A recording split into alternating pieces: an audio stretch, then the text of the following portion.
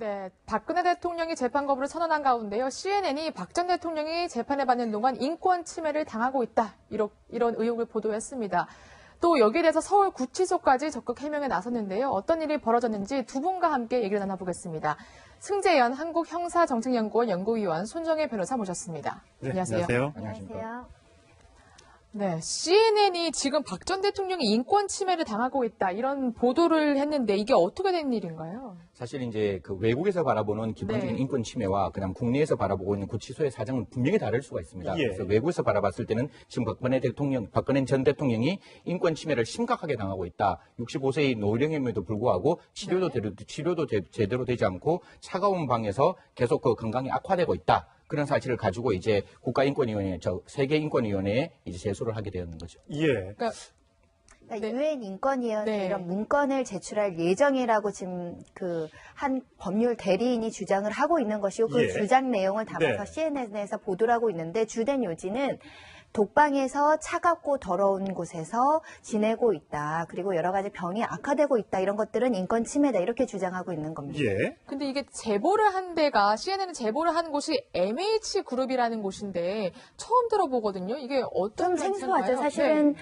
국내에서는 모를 수밖에 없는 게 그 주요 문제가 이제 세계적인 어떤 법률 변호 이런 것들을 하는 곳이라고 생각하면 되시고요. 예.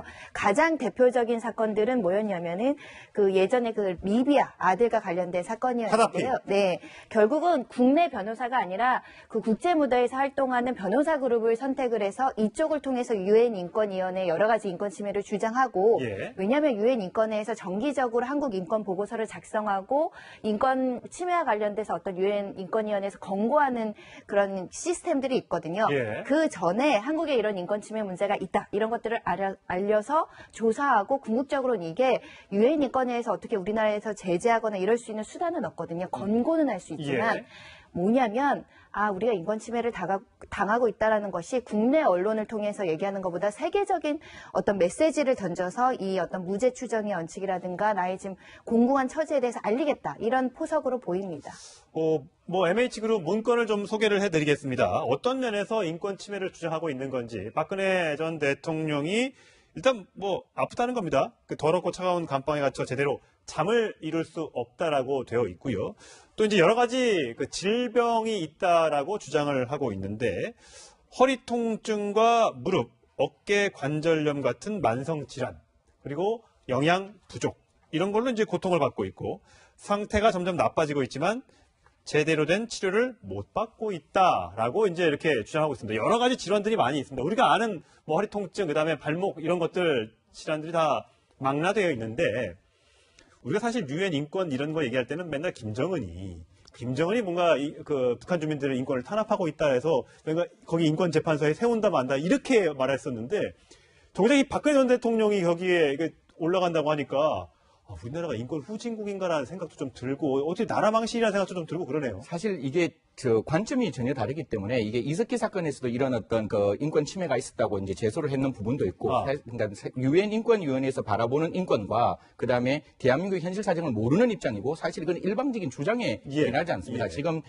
박근혜 전 대통령이 지금 그 구치소에 있는 그 방은 일반 수감자들보다 월등히 나은 방이었고 훨씬 크고 2배 가까이 큰 예. 평수를 가지고 있고 샤워실이라든가 기타 여러 가지 어떤 혜택을 받고 있음에도 불구하고 예. 그런 사실이 과연 외국에서 바라볼 때 어떻게 될 거냐. 결국 지금 있는 상황 자체가 인권이 침해되고 있는 인권이란 이야기를 함으로써 좀 지금에 있는 그 상황을 돌파해보고자 하는 그런 어떤 그런 모습이 보이는 것입니다. 예. 왜냐하면 우리 일반 독거실 한 1.9평, 예. 커봐야 2평을 넘지 못하거든요. 네. 근데 박 전 대통령이 지금 있는 곳은 3.2평이에요. 예. 훨씬 큰 곳이고 예. 사실은 서울구치소가 지금 차갑고 더럽다고 얘기하는데 그것도 굉장히 주관적일 수 있는 부분이고 그럼 일반 국민들한테 이런 형사재판이나 어떻게 구금된 사람들이 아주 따뜻하고 호화스럽고 깨끗한 곳에서 또 지내는 것이 사법 정의에 맞느냐라는 질문을 던질 수밖에 없고요. 그렇죠. 예. 심지어는 우리나라에서 구치소 그 행영과 관련해서 위헌 판결이 하나 나온 건 뭐냐면 1인당 차지하는 게 한 평도 안 되는 그 재소자한테 위자료를 지급하는 판결이 있었었거든요. 예. 근데 지금 박 전 대통령 3.2평이 있지 않습니까? 예. 무려 일반 수용자보다 3배 가까이 넘는 공간을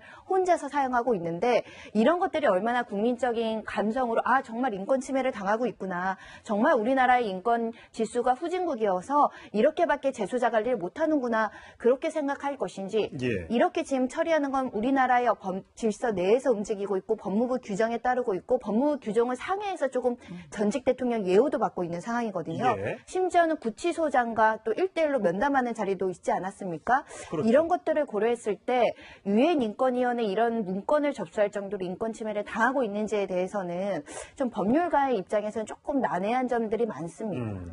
일단 서울구치소가 지금 이제 해명을 했는데요. 일단 온돌 방식으로 돼 있기 때문에 차가운 바닥도 결코 아니고 또 저녁에 불을 켜놓는다고 하는데 그것도 시찰에 의해서 아주 조도가 낮게 켜놓는 거기 때문에 인권 침해가 절대 아니다 이렇게 주장을 하고 있습니다. 일단 서울구치소의 해명을 전해드렸는데 근데 사실 이게 시점이 굉장히 묘해요. 변호사님. 재판 거부를 했고요. 그리고 친박 단체들이 지금 집회를 하고 있고 그런 와중에 해외에다가 특히 CNN이면 우리가 잘 아는 대표 방송 아닙니까? 미국에. 거기다가 인권 침해를 당하고 있어요.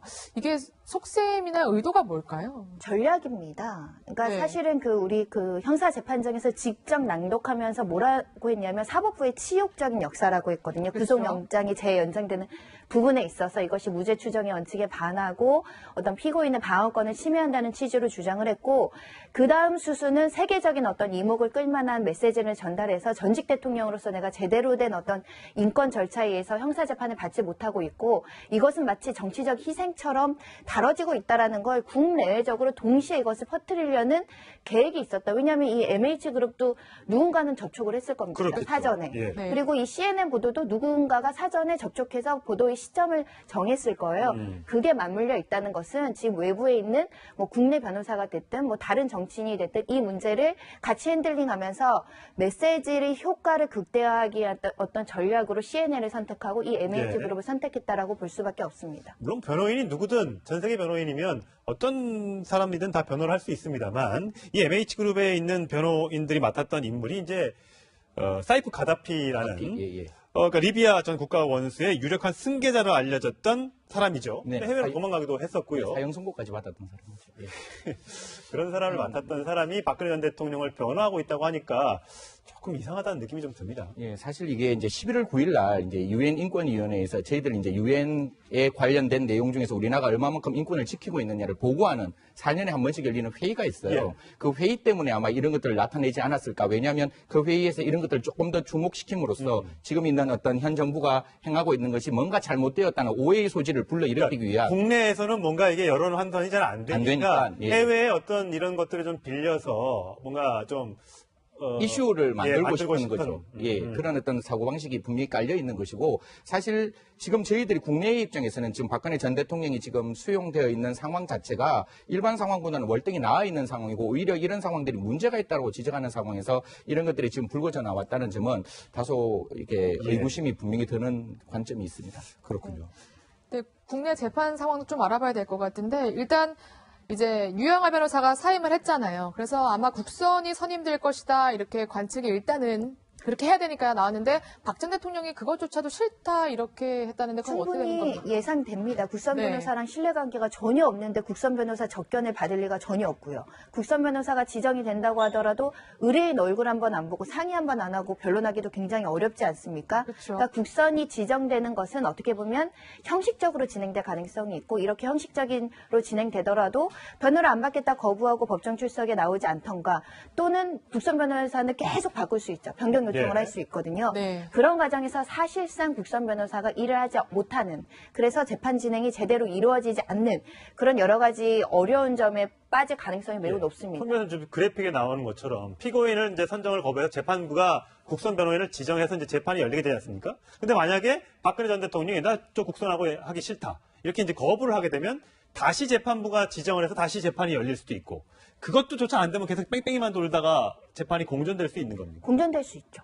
예. 사실 본 사건 자체가 필요적 변론 사건이기 때문에 국선 변호인이 없는 상태에서 재판을 진행할 수는 없는 거예요. 그게 형사소송법이 정한 원칙이기 때문에 벌석 재판이라고 할 수 있는 재판 예, 그거는 예. 이제 피고인이 없는 상태 없는 상태인 것이고 지금 이제 필요적 변론 사건이기 때문에 변호인이 없이 재판을 진행할 수 없기 때문에 변호인은 존재를 해야 되는 것이고 사선 변호인이 없기 때문에 국선 변호인이 있는데 그 국선 변호인을 선정하는 자체도 재판 절차이기 때문에 당의 피고인 박근혜 대통령 전 전 대통령 입장에서 나 이 국선 변호인 싫다. 이 국선 변호인이 원칙적으로 나의 변론에 대해 제대로 변론하지 않는다. 나의 방어권이 침해되고 있다라고 얘기하면 그 국선 변호인은 다른 국선 변호인으로 바꿔야 되는 거죠. 예. 또한 국선 변호인의 입장에서도 지금까지 있는 그 사건에 대한 어떤 전체를 모르고 있는 입장에서 변론을 할 수는 없는 거잖아요. 그렇죠. 그러면 결국 자기 국선 변호인이 그 변호인의 그 박근혜 전 대통령의 사건에 제대로 변호를 하려면 그것만 준비하는데도 꽤나 시간이 걸리기 때문에 지금은 굉장히 이렇게 재판이 봉착되어 있다. 국선이 한 명이에요? 원래는 국선 변호인이 1인이 지정하는 게 형사소송법상 법령으로 되어 있는데 예. 1인 또는 수인을 지정할 수 있는데 수인이 지정하면 보통 한 사건당 국가의 세금이 나가게 되어 있어요. 그렇죠. 그러니까 원래 원사건에 대해서는 한 명이 지정하는 게 원칙이겠죠. 국민의 세금의 문제에서. 그런데 이 사건이 중요하다면 수인의 국선 변호인을 선정할 수도 있는데 그건 재판부가 이제 결정해야 될 문제라고 생각합니다. 거의 실무상으로는 여러 명 지정하는 건 이례적이고요. 한 명 정도를 선임하는데 중요한 건 또 어떤 국선이 이것을 맡을 것인가. 제가 국선 변호사로 지정된다고 하면 다른 사건들도 있는데 이 사건을 밤을 새서 꼴박 10만 쪽이라면서. 네, 일주일을 새서 다른 일 하나도 안 하고 해도 기록 판단하고 하기 굉장히 어렵거든요. 처음에는 박 전 대통령이 지정을 할 수 있나요? 아니면 이렇게 뭐 랜덤이라고 원래 하나요? 법원에서 지정하는 겁니다. 법원이 가지고 그 있는 리스트가 명단에 있는 거죠, 명단에. 랜덤으로 넘어가는데 요즘에는 국선 전담 변호사 제도도 있어서 국선만 네. 전담으로 국가에서 선임한 변호사들이 있거든요. 그분들한테 갈 가능성도 매우 높은데 아마 재판부가 다른 사건과 같이 그냥 아무나 랜덤으로 지정하기보다는 이 사건은 사전에 조율돼서 국선 전담이든 국선 사건을 많이 하거나 성실하고 책임감 있는 변호사 중에 맡아줄 수 있는지 의사를 확인하고 지정할 가능성이 좀 있습니다. 예. 근데 만약에 국선으로 해서 진행된다고 하더라도 국민의 세금으로 또다시 박 전 대통령의 국정농단 재판에 지원한다? 이것도 조금 납득이 되기 어려운 것 같습니다. 일단 재판도 재판이지만 지금 자유한국당도 굉장히 곤란하거든요. 당초 오늘 윤리위를 열어서 탈당 권유 징계를 하려고 했는데 그것도 막혔고 그래서 유영하 변호사나 박 전 대통령을 접촉해 보려고 하는데 이것도 마땅치 않은 것 같더라고요. 그러니까 자유한국당이 지금의 포지션이 구속영장이 다시 재연장되면서 강하게 이 사실을 또 비판을 하고 있는 상황에서 박 전 대통령은 또 출당을 해라, 자진 탈당해라 이렇게 또 권고해야 되는 모순적인 지혜에 있어서 참 난감하다라고 보이는데 결국은 지방선거나 앞으로의 자유한국당이 국민들한테 좀 혁신의 모습을 보이기 위해서는 박 전 대통령이랑 거리두기는 반드시 이루어져야 되거든요. 예. 그래서 좀 어려운 점이 있는데 홍준표 대표는 자진해서 탈당해 주기를 얼마나 기대하겠습니까? 근데 지금 박 전 대통령이나 유영하 변호사나 그런 메시지가 전혀 없죠. 예. 그렇기 때문에 사실은 굉장히 정치적으로는 결국은 자진 탈당보다는 그 제명당하는 수순으로 가지 않을까 생각이 예. 듭니다. 아까 좀 전 국회 본청 앞에서 조원진 애국당 의원이 9일째 단식 농성을 하고 있다는 소식을 전해드렸습니다만 아직 한국당 내에 있는 친박계 의원들도 박근혜 전 대통령의 법정에서의 이 격정 토론 발언을 보고 마음이 좀 흔들리는 걸까요? 여러 가지 반응을 내놓고 있는데 친박계 의원인 박대출 자유한국당 의원은 현대판 고려장이다. 집안 살리겠다고 늙고 병든 가족 내다 버리는 것과 뭐가 다르겠느냐. 이 당정 문제는 박근혜 전 대통령 본인에게 맡겨야 한다라고 얘기를 했습니다. 일단 오늘 한국당 의원 쪽에서 구치소에 가서 누구를 박근혜 전 대통령과 한번 면담을 하겠다고 하는데 지금 가족도 안 만나고 변호인도 지금 다 사임한 상태에서 과연 한국당 사람을 만나서 갖다 붙다 얘기를 할까 모르겠습니다. 아마 그거는 굉장히 어려울 것 같습니다. 지금 박근혜 전 대통령의 심적인 상태도 자기가 어떤 재판을 받을 때 더 이상 나는 법적 조언을 받지 않겠다. 그리고 이 재판 자체가 신뢰가 없고 이 재판을 믿을 수 없다라고 이야기하는 상황이었고 지금 이제 변호사도 전혀 없는 상황에서 과연 한국당에서 가서 이 사람 박근혜 전 대통령을 만나서 탈당이라는 걸 권유할 수 있는 사람이 누구일까? 그리고 권유를 받았다고 할지라도 박근혜 대통령이 거기에 대해서 전 대통령이 거기에 대해서 무엇이라고 말할지는 굉장히 어려운 상황입니다. 그렇군요. 계속 그 건강이 악화되고 있다. 그런 사실을 가지고 이제 국가인권위원회, 세계인권위원회에 이제 제소를 하게 되었는 거죠. 예. 그러니까 유엔 인권위원회 네. 이런 문건을 제출할 예정이라고 지금 한 법률 대리인이 주장을 하고 있는 것이고 그 예. 주장 내용을 담아서 네. CNN에서 보도를 하고 있는데 주된 요지는 독방에서 차갑고 더러운 곳에서 지내고 있다. 그리고 여러 가지 병이 악화되고 있다. 이런 것들은 인권 침해다. 이렇게 주장하고 있는 겁니다. 예. 근데 이게 제보를 한 데가 CNN은 제보를 한 곳이 MH그룹이라는 곳인데 처음 들어보거든요. 이게 어떤 좀 생소하죠. 단체인가요? 사실은 국내에서는 모를 수밖에 없는 게 그 주요 문제가 이제 세계적인 어떤 법률 변호 이런 것들을 하는 곳이라고 생각하면 되시고요. 예. 가장 대표적인 사건들은 뭐였냐면은 그 예전 후석으로 보입니다. MH그룹 문건을 좀 소개를 해드리겠습니다. 어떤 면에서 인권 침해를 주장하고 있는 건지 박근혜 전 대통령이 일단 아프다는 겁니다. 그 더럽고 차가운 감방에 갇혀 제대로 잠을 이룰 수 없다라고 되어 있고요. 또 이제 여러 가지 그 질병이 있다라고 주장을 하고 있는데 허리 통증과 무릎, 어깨 관절염 같은 만성 질환, 그리고 영양 부족 이런 걸로 이제 고통을 받고 있고 상태가 점점 나빠지고 있지만 제대로 된 치료를 못 받고 있다라고 이제 이렇게 주장하고 있습니다. 여러 가지 질환들이 많이 있습니다. 우리가 아는 허리 통증, 그다음에 발목 이런 것들 질환들이 다 망라되어 있는데 우리가 사실 유엔 인권 이런 거 얘기할 때는 맨날 김정은이 뭔가 그 북한 주민들의 인권을 탄압하고 있다 해서 거기 인권 재판소에 세운다 만다 이렇게 말했었는데 정작 이 박근혜 전 대통령이 거기에 올라간다고 하니까 우리나라가 인권 후진국인가라는 생각도 좀 들고 어떻게 나라 망신이라는 생각도 좀 들고 그러네요. 사실 이게 관점이 전혀 다르기 때문에 이게 이석기 사건에서도 이런 어떤 그 인권 침해가 있었다고 이제 제소를 했는 부분도 있고, 그러니까 유엔 인권위원회에서 바라보는 인권과 그 다음에 대한민국의 현실 사정을 모르는 입장이고 사실 이건 일방적인 주장에 지나지 않습니다. 지금